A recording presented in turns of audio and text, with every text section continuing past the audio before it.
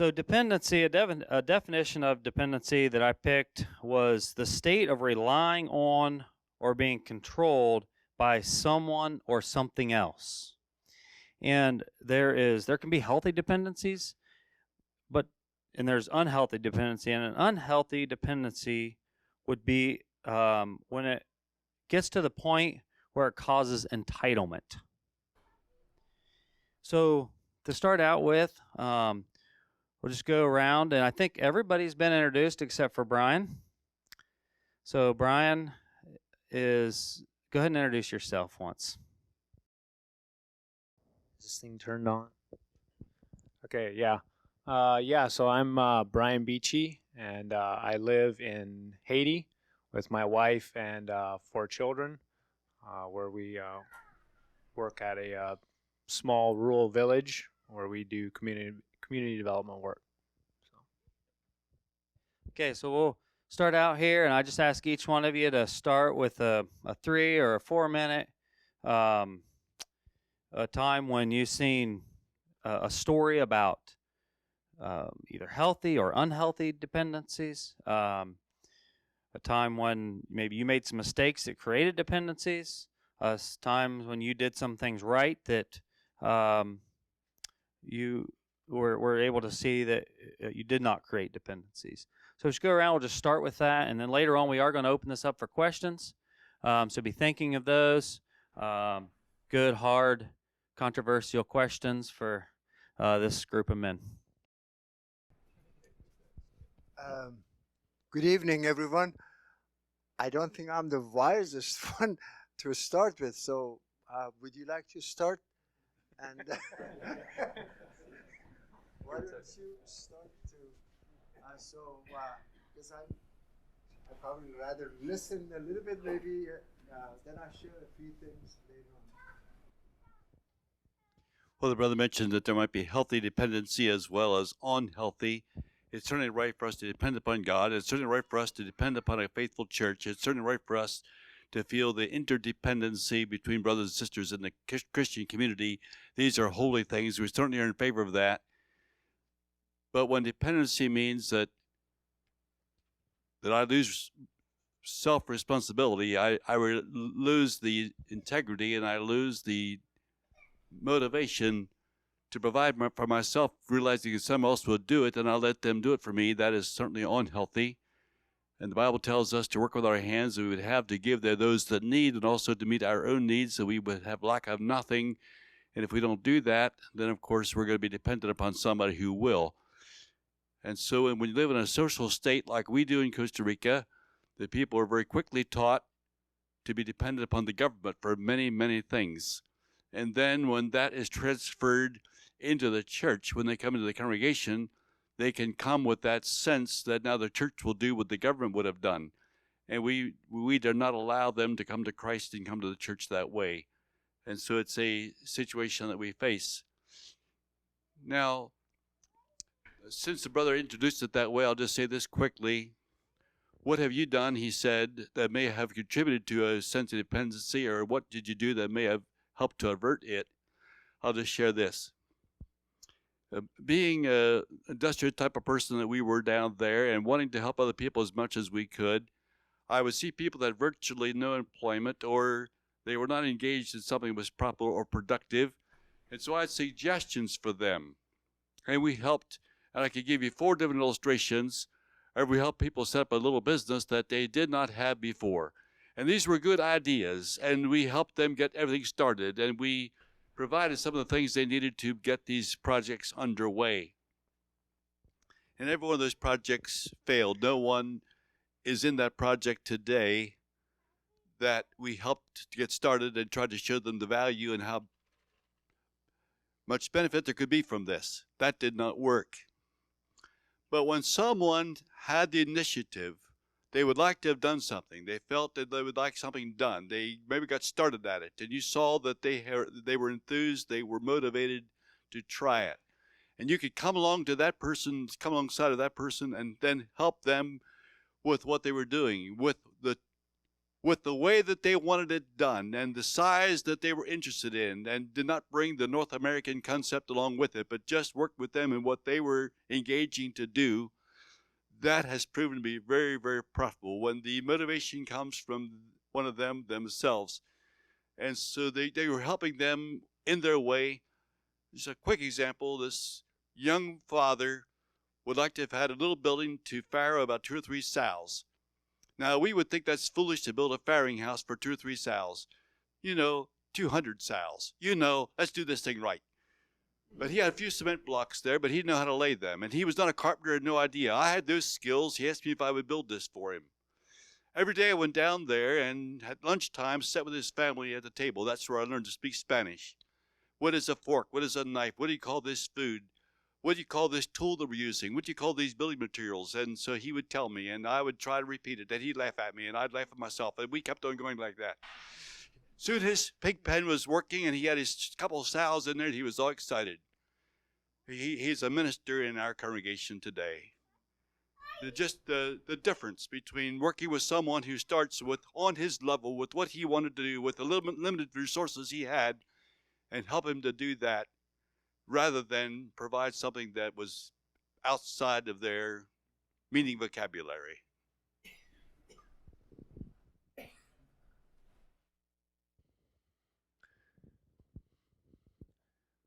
The challenge I have is the 3 or 4 minutes. You noticed, yes.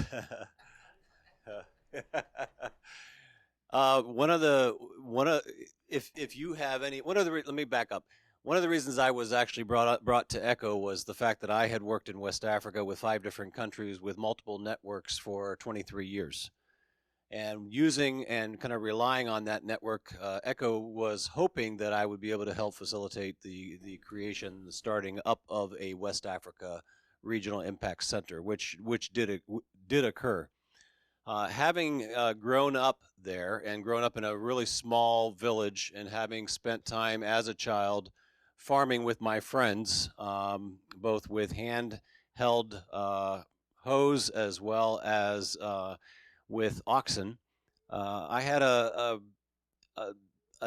certain level of understanding of what worked and what didn't work. If I had a Google, I have another presentation where I actually have a Google map of the village that I grew up in, and kind of a close-in look at that, and what it looks like today versus what it looked like when I grew up, and the vegetation that was there when I was young versus what it is today in terms of desertification, soil that has been completely depleted.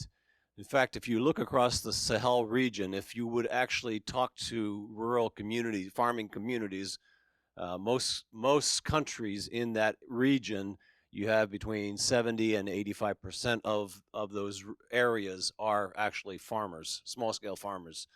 And if you would talk to them and say, hey, what is the issue here? One of the very top issues would always be the fact that our crops no longer produce the way they used to produce.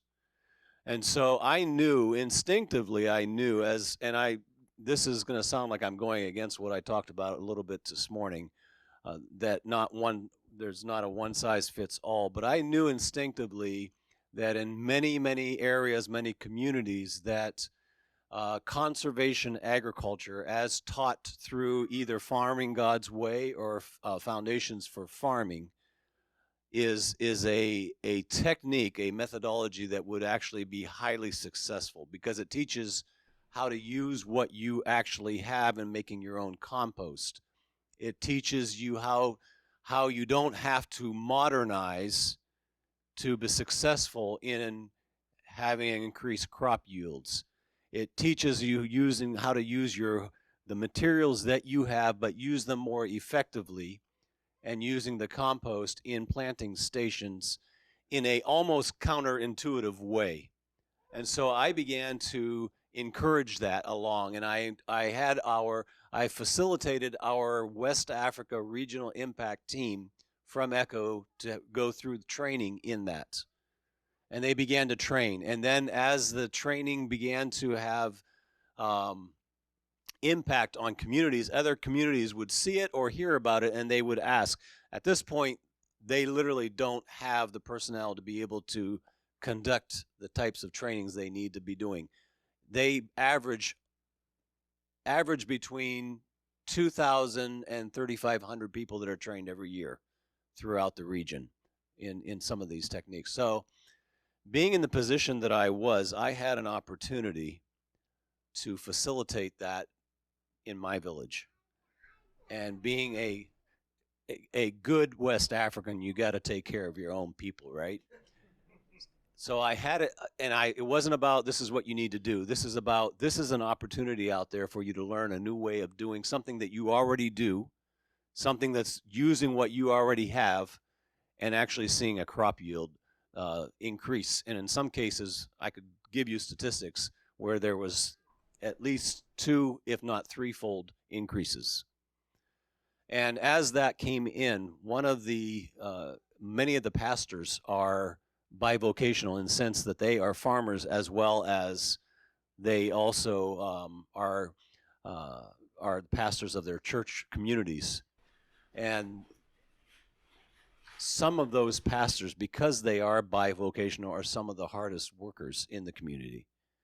And I'll never forget that after the very first training, the following year, now I don't know what you know about Mali and Burkina Faso, they are some of the biggest cotton producers in the world because of the soil that's there. But you also know that cotton destroys and depletes the soil. They decided, this particular pastor decided that he was going to dig.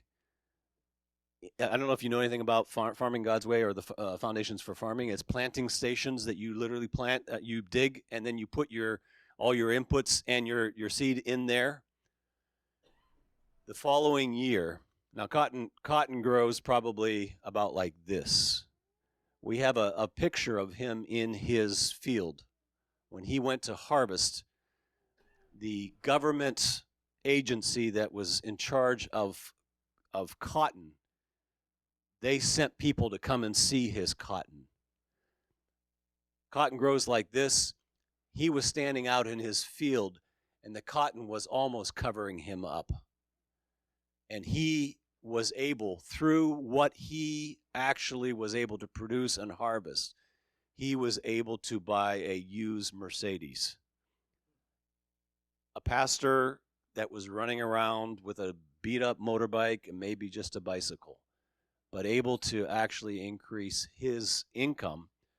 And one of the successes of that is that the West Africa Echo team that went there, 2 of the facilitators for training that went there to talk about it were people who had implemented themselves and now had become trainers and were so convinced about it that they were now speaking from a different place. It was not theory for them, it was experience, an experience that had radically changed their lives. And all it was throwing out ideas about a new way to do old things, using things that are already available to them, and doing it in a way that they had never thought even possible and actually thought was a little bit crazy. But seeing an amazing harvest that resulted, and it's beginning to transform farming communities and the lives of farming communities throughout, not only in Burkina Faso and Mali, but also in some of the other countries that we're working in. That's probably more than 4 minutes. I'll deal with you later. The assignment is examples of dependency, right? And positive and negative. Well, I told you earlier today about my experience in the Philippines, training church planting teams to do holistic ministry, going to the cities, getting doctors to come give medicines and money to distribute food. And I knew that I had created unhealthy dependencies. There was anger when the delivery stopped. There were accusations when one person got something and the other person didn't. And it was paralyzing. And I think that unhealthy dependencies that we're talking about are immobilizing. They make recipients rather than active participants in their own development processes. These unhealthy unhealthy dependencies are also robbing them of their dignity and their vocation. Those are theological terms that we talk about. But I have been made in the image of God. That is my dignity.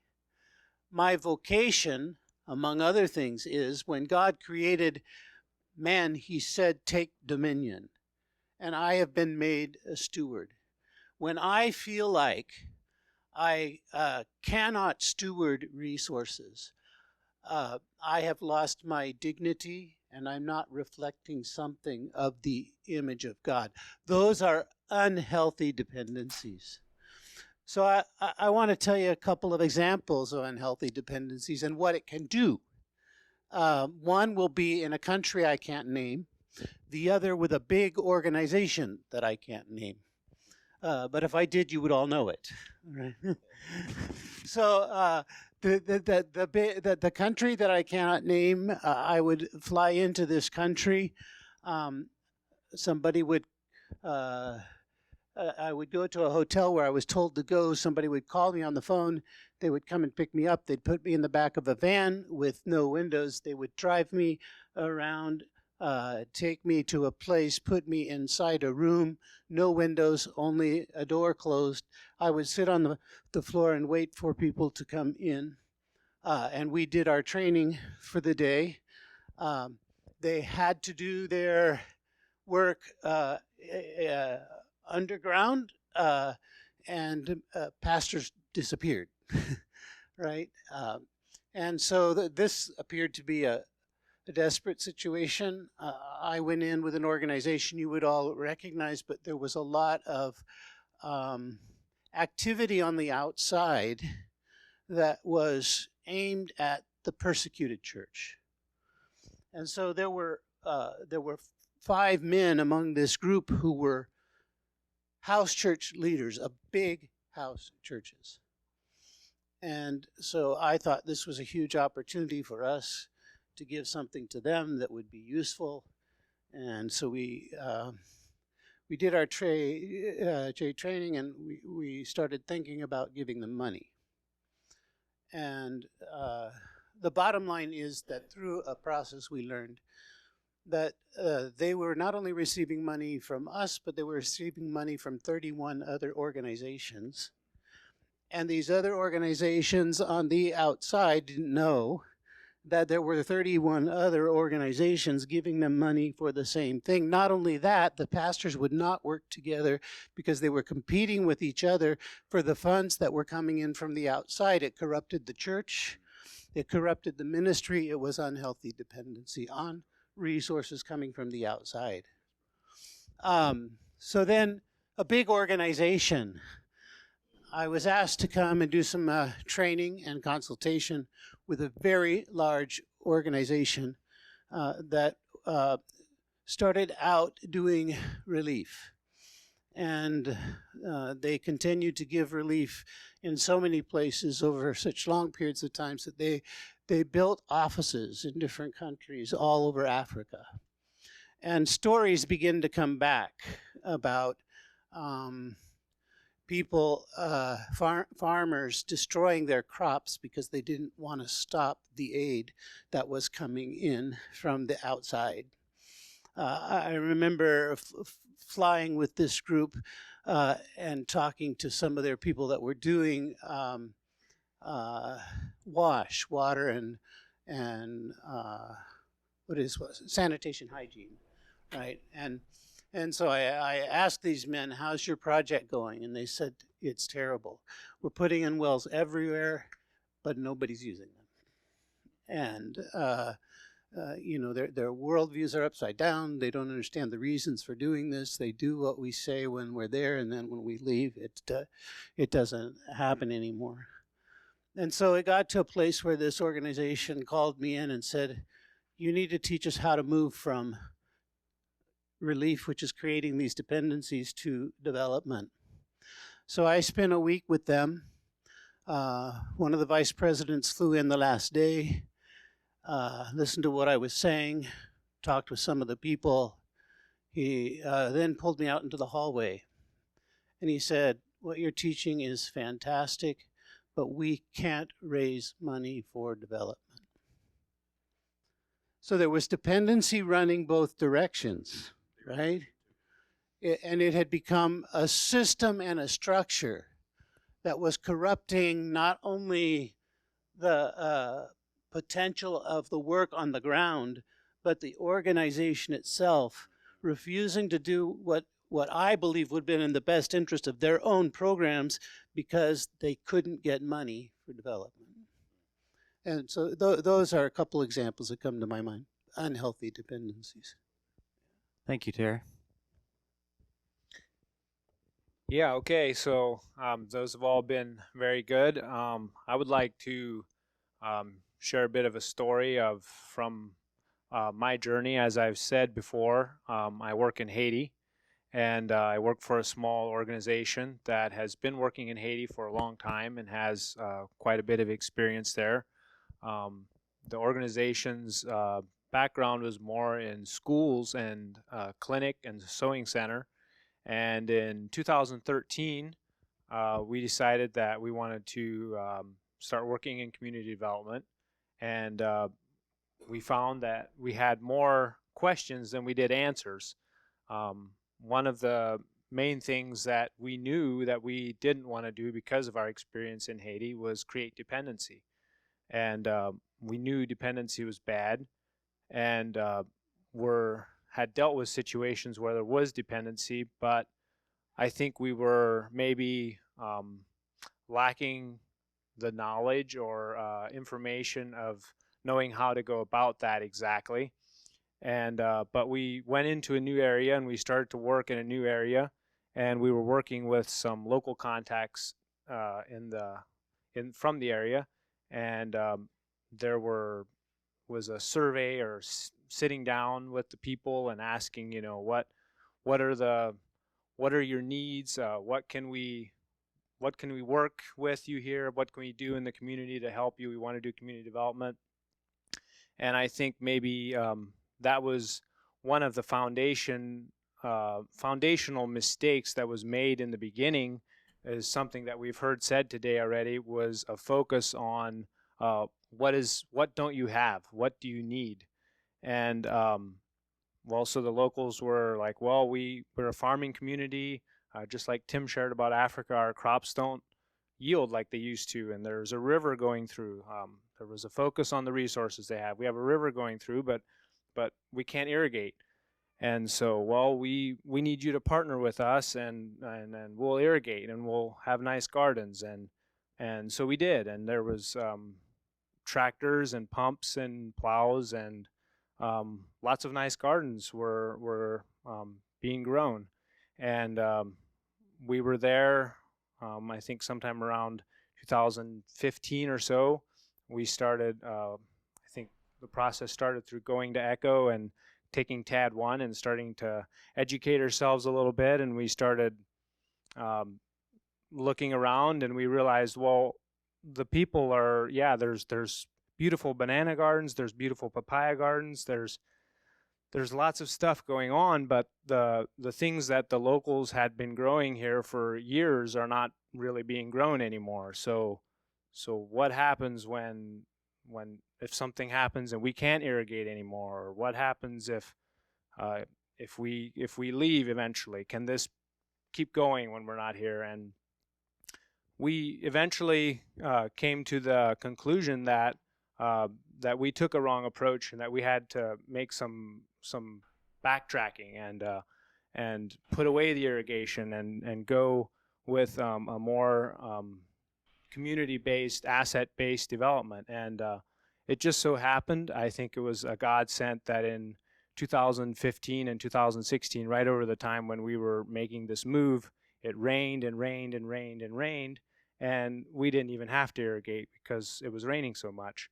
And over that time period, we got rid of the tractors and plows and made the transition, and we talked to the community and explained the fact that the reasons why we felt like this wasn't healthy, and how, the ways that we want to continue to work with them, but do it in a way that focuses on the assets that they have instead of us being the solution for them.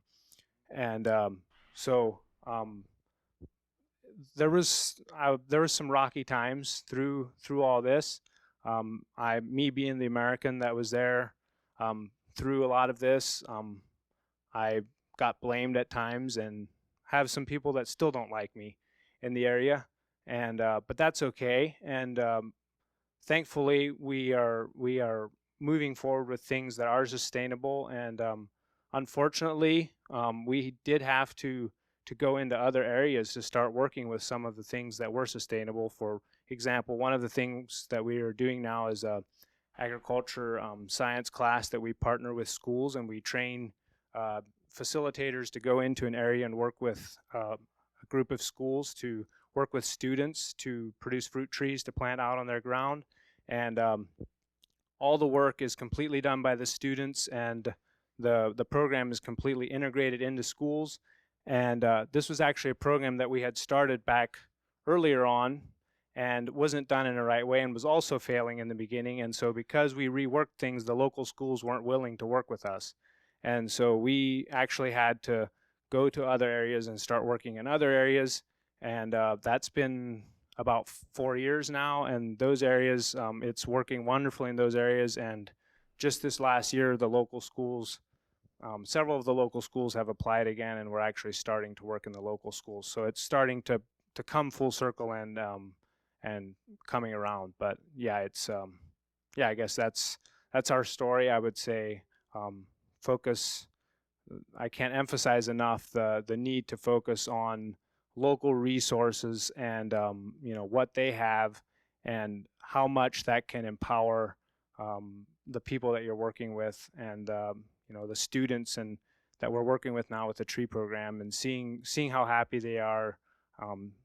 They do everything all the way up to grafting avocado trees, 6th grade students in schools. And this is something that has been, I would say, revolutionary in some ways in Haiti, because in Haiti there's very much of a thinking that only the agronomists or the very well-trained people would do things like grafting trees. But seeing that a 6th grade school student can graft trees has been very empowering for them. I told you there's wisdom to listen. So, no, because of my work and my experience, which is non-faith development, so I probably see it a little bit differently. As I was sitting, I think when we were gathering there and kind of looking at the whole concept, I think when there is love and there is faith and just total dependency on His wisdom and His grace, it's you can't really look at it whether it's good or bad. It's just all grace. And I think as believers, we wanted to mimic that. We want to copy that.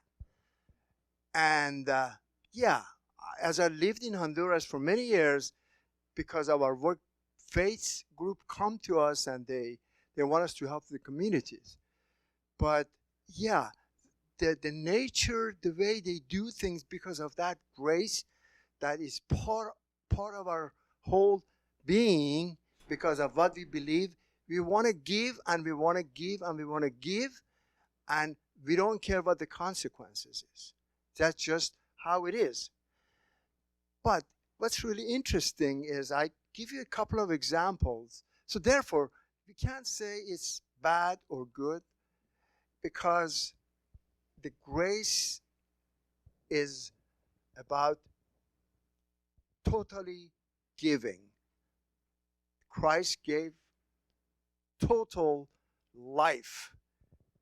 So how could we sit and say yes, no, give or not give? But so that's a different aspects of it. But so what's really interesting, I was looking at the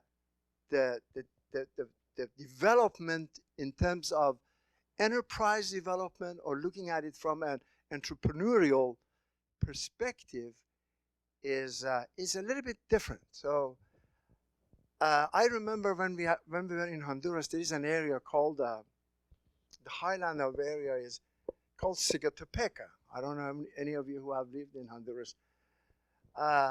There is this area that is highland, and there are a lot of really poor farmers in there, and we wanted to, institution, FIA, where I used to work, we wanted to help these people to start selling their products to the market. And this was supported by a grant from the Japanese government in the country. So the money was coming in, and we were just helping these people. We provided automobile or van or truck, and we go in there and help these people to wash and pack and then take their product to the market. And it was really successful. They were selling their product. The Sigatopeca produce was known, all of that. And then after 5 years, I remember precisely, the Japanese project decided to pull back their money. And the whole thing's overnight collapsed, because that was not sustainable. Why? We did not develop entrepreneurial and enterprise perception in the mind, grassroots activity in the lives of these people to be able to lead and take initiative themselves. So that's just the reality of a lot of work development that at least I have seen in my life. But the other thing is, I think when we go to communities, we shouldn't expect everybody to be successful. Now, I'm looking at it from a production perspective and agricultural perspective, because I think that's a false expectation. So that's the reason I think a lot of development projects, they look for the leader to be able to identify those individuals. I remember precisely when we developed the ginger industry in Honduras, there was a guy, and he truly was an entrepreneur. He had that basic desire to make things happen, to lead and create things. And this guy's name was Omar Hernandez. I remember about 30 years ago. This guy had what it took to be able to push and create change in every aspect. And this guy, in 5 years, created one of the biggest produce company for export in Honduras. So huge. So I think we just have to identify who are those individuals within those communities that could be the engine of creating change and so on. But Thank you. I just want to. I went looking for another talk that I have, and I talk about the dangers of dependency. And I just have a quick list that I'll go through, things that I have reflected on that might be helpful for this. But I'll just name them without too much commentary, or Clint will get after me. So one of the things that happens is, and this is just a couple of my reflections about dangers of dependency, but one of the things that happens is that individuals who are benefiting from whatever we're handing out, those individuals begin to look to us rather than looking to God or looking to the needs of the community. Individuals will eventually lose their own identity or their dignity in the process of just being someone who receives. Individuals become indebted to us. And over the long term, while they might appreciate it in the short term, over the long term, that begins to build resentment. It demotivates local initiative and leading them to actually inactivity without any kind of outside assistance. There's a control of the activities and decision making that is significantly influenced by the one holding the purse strings. the funding of something that could have actually been handled internally. It feeds entitlement, and it feeds the entitlement attitude of the recipients. But I think one of the really interesting and unique things about this, scriptures tell us that it's more blessed to give than to receive. And what happens in this process of being dependent on someone else is that the recipients of blessing and joy from being the ones giving is actually removed from those receiving. They don't have an opportunity to experience the blessing of being on the giving end, or the joy of being on the giving end, if they are always receiving. Can I hitchhike on that? I think when we think about the command of Jesus to make disciples and understand that meant catalyzing a movement. It meant seeing people not as objects that we manipulate in some way, or as the incentive for us to do good and make them a project. Right? We need to be able to see them as people made in the image of God, who are called in the same way we are to spread the gospel of the kingdom, and that they have the capacity to do that. And when we make them dependent, we often build structures or prototypes or precedents that are not reproducible. And it stops, it makes your development a project rather than giving it the potential to be a movement. So I'm going to piggyback on what he just said. I have another list somewhere, and I couldn't find it, but there's also something to be said for the motivation of the giver. And I have a whole list, about 10 items, of why we give. Why do people give? And I think ultimately we need to be careful in that process, if we're the ones extending the gift, that we are examining our hearts as well. Yeah, if they are the objects of our work, that's a dead-end street. If they are the subjects of their own development, the world is open to them. Yeah, well, thank these brothers for what they're saying. I wasn't sure if I should say this or not, but now I feel like I have enough courage to say it. We talk about this dependency upon those who are receiving. But could it be true that maybe some of those who are giving also are giving from a sense of dependence? We have all this. We have this affluence. We have more than we need. We've got to do something about it. We have a need. We have to do something with this. What shall we do? And so the programs are set up. And as a brother said here, they could not accept the money because they couldn't accept his program because their project is to provide money from their solicitors, where they're soliciting this money to those who have these needs. And if we try another project, they this development, this movement among the people themselves, that's not what they're set up to do. So I want to be sure that those of us who are giving to others are careful about our motive and attitude for which we're doing it. And I'm going to go a step further and say this.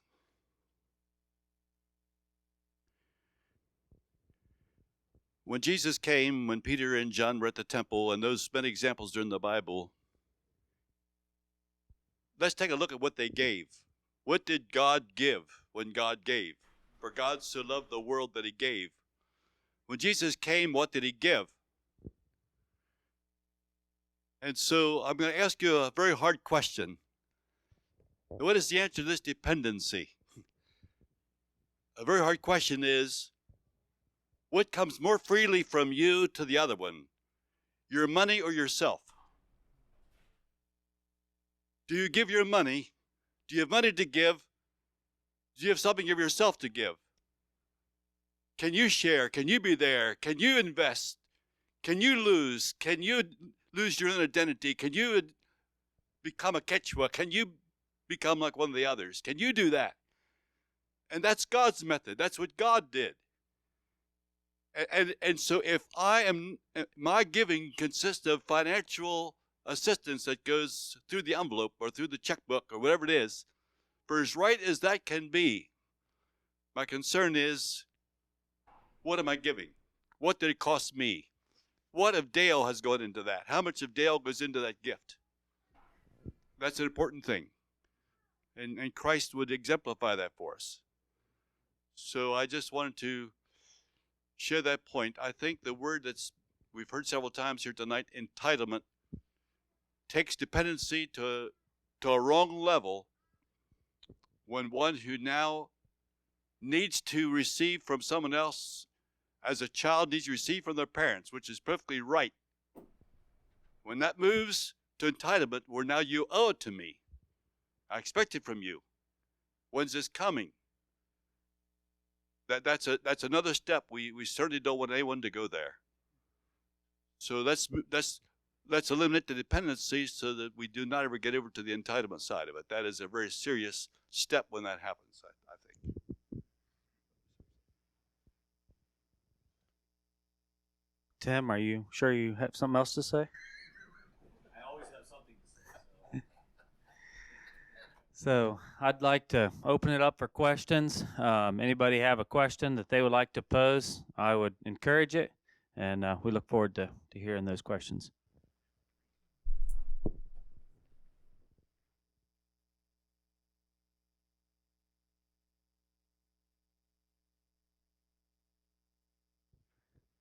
So, what about the verse where Jesus says, "Give to him that asketh of thee, and from him that would borrow of thee"? Like, how do you? Sometimes it seems that people are selfish and not giving. As I said, it wouldn't be good for them, or but how do you obey that command? I'll maybe make a starting comment to that, and then maybe if you want to add to as well, Terry. But I think for myself, one thing that's been very hard, or I fought through that same question, living in Haiti and living in a culture where I get asked for something almost every day. I think the commands that Jesus gave us, I think especially that verse that you're talking about, it's speaking to us personally. And I think a lot of maybe a lot of the dependency that we're talking about here, and the dependency that can be extremely detrimental, is often the dependency that is caused by organizations that use organizational money to maybe try and live out the gospel of what Jesus was telling people personally to do personally on a personal level. And so for me, myself, living in Haiti, if I am walking on the street and someone comes up and says, "Hey, I'm hungry, I haven't had anything to eat all day," if I have my personal money in my pocket and I feel like, hey, I can go buy him a bowl of rice at that time and I can do so, I feel like yes, that can be right at times. But when it gets really tricky is when you're dealing with organizational money. It can be a tough one. I think we have to look too at the concept, the context of relationship. We live in a transactional society, especially in the urban areas, where I don't know in the end the context in which people are living, what's good for them, what's bad for them. All I know is they delivered a service and I'm paying for it. But when we live in relationship, we know when it's empowering people to remain in addiction and when it's calling them out of it, and what kind of giving needs to be done. And in Jesus' command to us is to give of ourselves, as you've said, in those relationships to do what needs to be done on behalf of others. But that's, to me, that's very different than collecting money here, putting together a plan, and going over there and using the fact that we have this power and money to make them spend it in the ways that I can bring back the pictures I need to get more money. That's a whole that's a whole different thing. And so what we're talking about with development is and contrasting it. Development is done in the context of chronic, ongoing, systemic problems that require a mind change and action on the part of people to change it sustainably. That's development. Relief is when somebody is drowning in the river. That's not the time to teach them to swim, right? You go drag them out. But what creates dependencies is when we do relief when it's development that's needed. And so then we think that we can save them with our money rather than recognizing that this situation is chronic and they're going to have to make decisions about their own future and act to take responsibility for that rather than handing it off to somebody else. I don't know if that helps. Well, I mean, somewhat. I've personally had it with individual people where it's my own money and the individual is not an organization, like some of you were saying, and it's still that person is dependent and they feel that if I have more than them, some way I am entitled to help them. And I don't think that's what Jesus meant when he said, give to him that asketh of thee.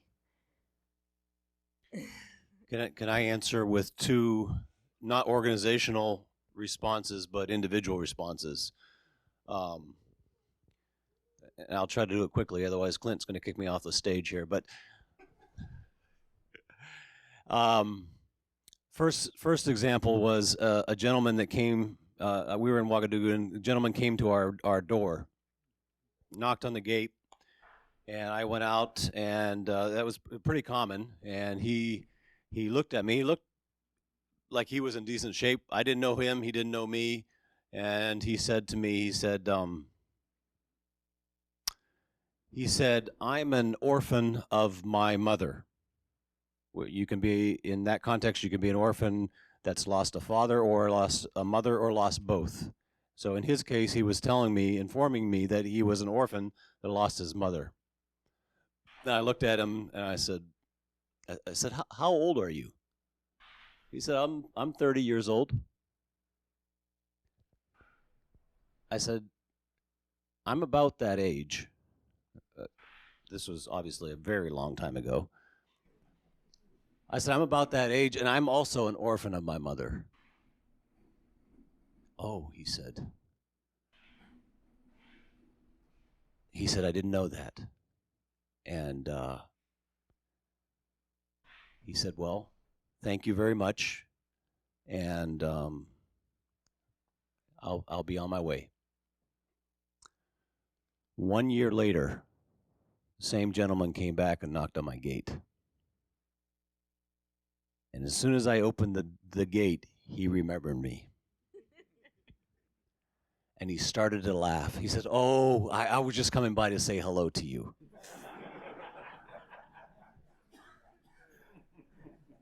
Which was obviously not true. He was making his rounds and making his living by going around to the various NGO gates that he could find. And he didn't have to work as long as he was using that same line. but I gave him something to think about. And he, then even though it was another year, when he came back, he remembered and he recalled exactly what he had gotten from me. Another gentleman came to my gate asking very specifically for money. And it was very clear from his demeanor, from the way he was walking, his lack of energy, that he was on his last legs in terms of HIV/AIDS.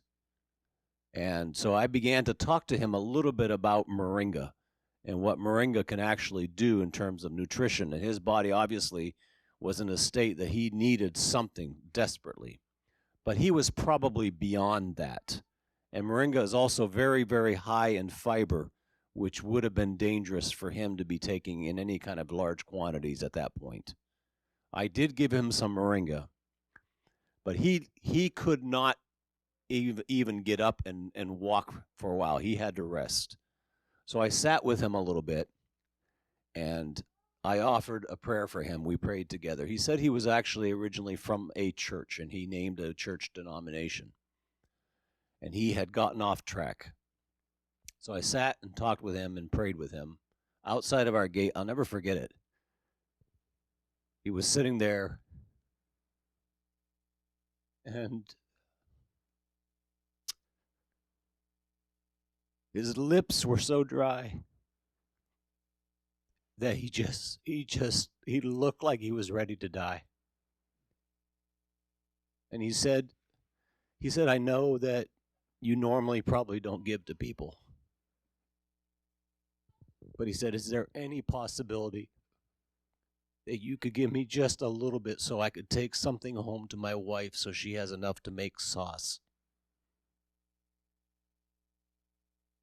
And as hard-hearted as I can be sometimes in giving money out to people, I went back in the house and I got some money that I could give him. And I think the difference was my heart was in a different place. And I was sensitive, trying to be sensitive to what the Spirit was doing through me. And knowing when to give money and when to give advice or something else that might even be more useful. So I think there's a larger picture, a big picture to the giving piece that we don't always understand. And I think sometimes we give, back to the motivation of being the giver, sometimes we give so we can get rid of the guilt. Sometimes we give so we can get rid of the person. Sometimes we allow a loan to hang over somebody's head so that they won't ask again.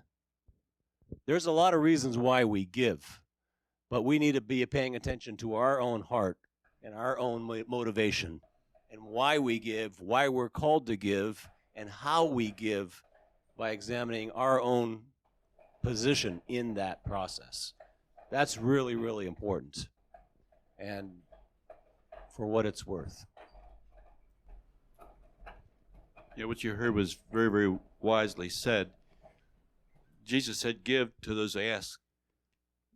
But that should start by us giving ourselves to that person and building this relationship that Brother Terry has been telling us about. That starts with what we give first. That's what happened out there, outside that gate with that man who had HIV. That's what was going on there. He was giving himself, and that person needed that. Now, I think we should be very careful about making loans to people.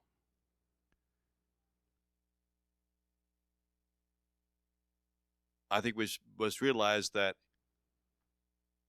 if we're not careful what we do there, we can not only create dependency, but we can create an enemy, and we don't want to do that. And so, again, be very discerning. I think discernment comes in there. I don't think it's wise for us to just simply be passing out money. I think we realize there's a ministry here, and we love these people, and we do unto others as we would have them do to us. We are looking for their good, and so the gospel must be effective also in the way that we give. So I'd be concerned about that. And then there are ways that people can contribute also. When we set up the clinic there in Cusali in Nicaragua, obviously those people in that village could not build that clinic. And yes, they could help with the building of it, and did. But when we first did that, we had people come, some of the elders of the village said, if you would be willing to help us with the medical facility here, we will provide land for you to do it. We will do all that we can as a village to help make this possible. We need your help here. Anyway, we got this thing going, and it saw many patients per year. But we knew the people could not afford the medicines. They couldn't afford a trip to the clinic. And so we allowed them to do some things to contribute to what they were receiving. And they could sweep the floors of the clinic. Some of the girls that came did that. Some of the young mothers did that. Little jobs that they could do, we allowed them to do that. Some of the people, when they came for several miles. They would take the husks of a corn ear, the dried husk, and have a few eggs inside there, each egg wrapped up with the ends twisted of the corn husk, and the egg was inside there, and they bring eggs along to pay for their things. Some would bring a chicken. And the idea was to let them contribute something to what they were receiving. And that was such a worthwhile project. It blessed the people, and they tried as hard as they could to try to bring something. They appreciated the service that was offered there. And again, your money helped to put that clinic there. And I think that was good. But it was also necessary that we set up a plan so that these people receiving this are also contributing something to what they're receiving. And I think it's right for us to give them an opportunity to do that. And then this whole idea, the sister asked a question about Jesus' teaching there on giving to the person that asked. And these brothers have carefully explained to you that there should be a discernment about who this person is and what is going on. And I have seen many actors, I have seen many fakes, I have seen many people who are professionals at getting money out of people, and they are not one bit injured, not one bit wrong, not one bit problem with them.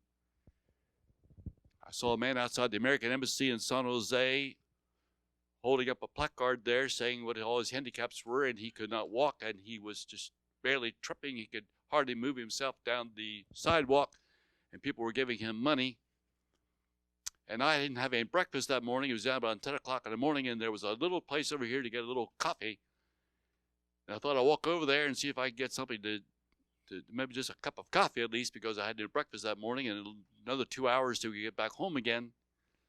And while I was in there, that man came in there with his sign he was holding, laid it down on the counter, started talking to the man behind there that's serving this place, and laughing and enjoying his day, and he was able to kick and run and do anything he wanted to do.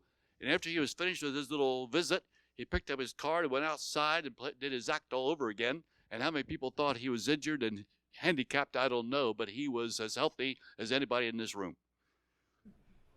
And so I've seen that many, many times, and so have these other brothers. And so just handing out a lot of things there, we did not help anybody. And Jesus does not want us to damage people like that. Jesus' teaching does not mean that. So I just want to share a couple of those things. And allowing a person to make a contribution for what they are receiving is a way to preserve the very dignity that Brother Terry spoke about. Everybody has integrity and dignity, and if we don't recognize that and honor that, we're doing a disservice to those people. We must be careful about that. Hey, Mike, you got another question here? And then there was you said there was one over here. One, a black shirt in the back here. My one question was, so in a community, is it good or how much the community being dependent on each other? Is that a good thing? And should they be very dependent, or is it good to teach them a lot of different traits so they don't need to be dependent quite as much on their neighbors? Or what do you think on that? Yeah, I would say we talked about that coming in here, and I think we wanted to be clear about that the dependency that we're talking about here is definitely not the dependency that we would believe is a principle from God. We're supposed to be dependent on each other, and like in the church and a brotherhood and communities, we're supposed to be dependent on each other. But we're more coming at it from the aspect of us as the foreigner being in development contexts, I think. Okay, we'll take one more question and then we'll close. My question is in relation to helping people to develop their dreams. How persistent, how careful do we need to be that we don't lead them to what their dreams should be? How persistent we are in helping them, in pushing them towards developing their dreams, and realizing that there's many people that are so poor they don't even know they can dream. And how do we help them through that whole process? We have a whole series of tools in our toolkit that can be used to help in that process. But we don't want to insist on our priorities for them. We want to help them identify their own priorities and move from an understanding of what they need and they want. And so we act in the community as facilitators rather than teachers. And there's a mindset shift that has to take place in our lives, and a whole set of skills that we don't know that we need to learn in order to do that well.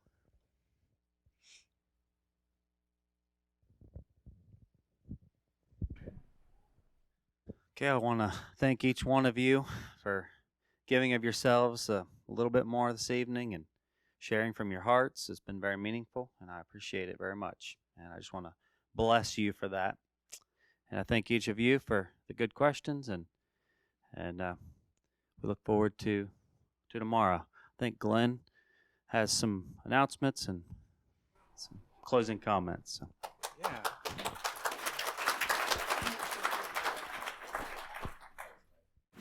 This is my Father's world, and to my listening ears, all nature sings, and round me rings the music of the spheres.